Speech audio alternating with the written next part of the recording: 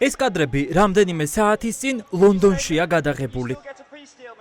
ესეც ლონდონია, 1 მარტის საღამო, დაუნინგ სტრიტის 10 ნომერი. ვოლოდიმირ ზელენსკის ორჯერ ჩახუტებით და 2 გულთბილი მიღებით ბრიტანეთის პრემიერმა ტრამპის ადმინისტრაციას მთავარი მესიჯი გაუგზავნა.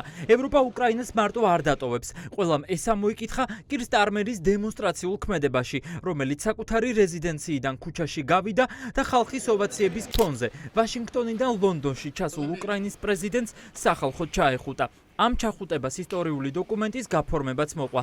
ლონდონი კიევს 3 მილიარდი ფუნტი სტერლინგით დაეხმარება. ჩვენი ორივეს მიზანი ხანგრძლივი მშვიდობის მიღწევაა, უკრაინის დამოუკიდებლობა და უსაფრთხოება. ისეთივე მნიშვნელოვანია უკრაინისთვის, როგორც მთლიანად ევროპისთვის და დიდი ბრიტანეთისთვისაც. ჩვენ უკრაინელები ვართ ბედნიერები, რომ გვყავს ასეთი სტრატეგიული პარტნიორი. ჩვენ ხელი მოვაწერეთ ისტორიულ დოკუმენტს. ჩვენ ამას ძალიან ვაფასებ და გვიხარია ორი ქვეყნის ასეთი მეგობრობა.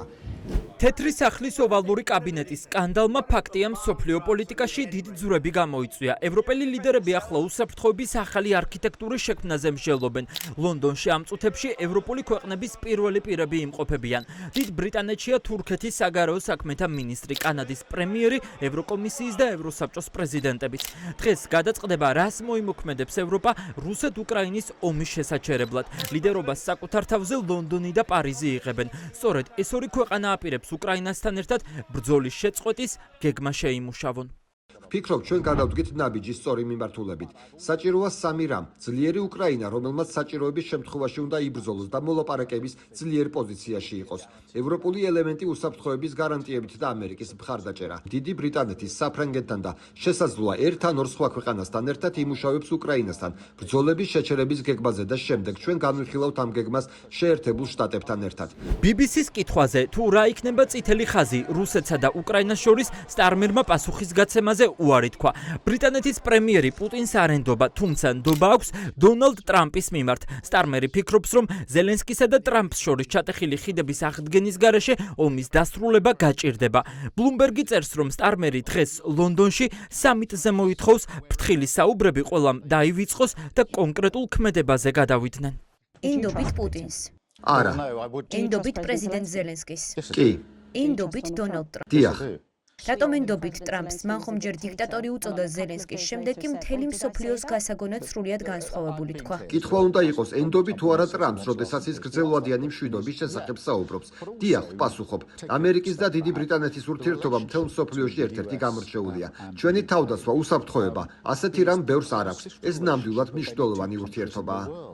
მსოფლიოს ახალი ლიდერი სჭირდება. ამ გზავნილით გაიღვიძა ევროპამ თეთრ სახლში წარუმატებლად და სკანდალურად დასრულებული შეხვედრის შემდეგ. უკრაინის პრეზიდენტი, რომელიც უკვე 3 წელია რუს დიქტატორთან ომშია ჩაბმული, უსაფრთხოების გარანტიებს ითხოვს.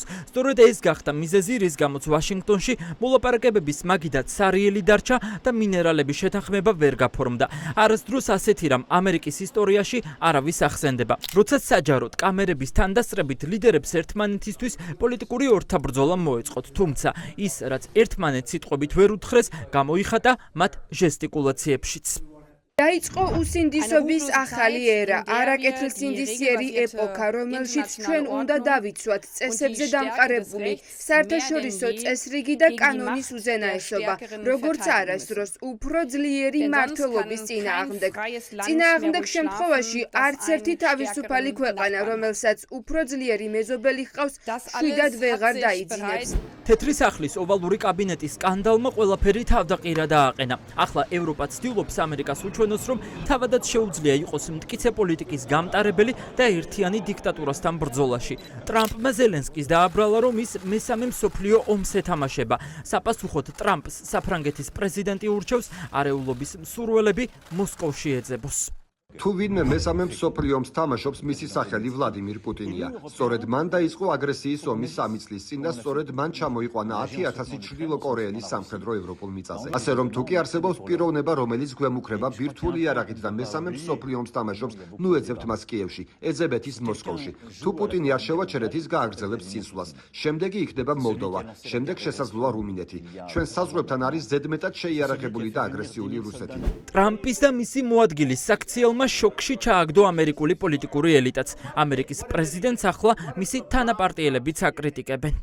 კვირა დაამთავრდა ოვალურ კაბინეტში დაძაბული შოკის მომგვრელი საუბრით და თეთრი სახლიდან ჩურჩულით, რომ შესაძლოა შეეცადონ დაასრულონ ამერიკის შეერთებული შტატების მხარდაჭერა უკრაინის მიმართ. როგორც ჩანს, ადმინისტრაცია შორდება ჩვენს მოკავშირეებს და უახლოვდება პუტინს, რომელიც საფრთხეს ამერიკის შეერთებული შტატების ღირებულებებს მთელ სოფლიოში. სოფლიო შოკიდან ამ დრომდე ვერ გამოდის. თეთრი სახლის ოვალური კაბინეტის სკანდალმა ყველა საზღვარი გაარღვია და ყველა მოლოდინს გადააჭარბა. მედია წერს, რომ ტრამპის და ზელენსკის ურთიერთობები ცეცხლოვან 10 წუთს შეეწირა. ტრამპი ახლა ზელენსკისგან ელოდება ბოდიშს და შემდეგ შესაძლოა მინერალების შეთანხმების გაფორმებასაც მიუბრუნდეს. ზელენსკი ართვლის, რომ რაიმე საბოდიშო ჩაიდინა. ეს CNN-ის გამოკითხვა, ვინ იყო ყველაზე მეტად დამნაშავე ოვალურ კაბინეტში კამათისას, კითხეს ხალხს და შედეგიც სახეზეა.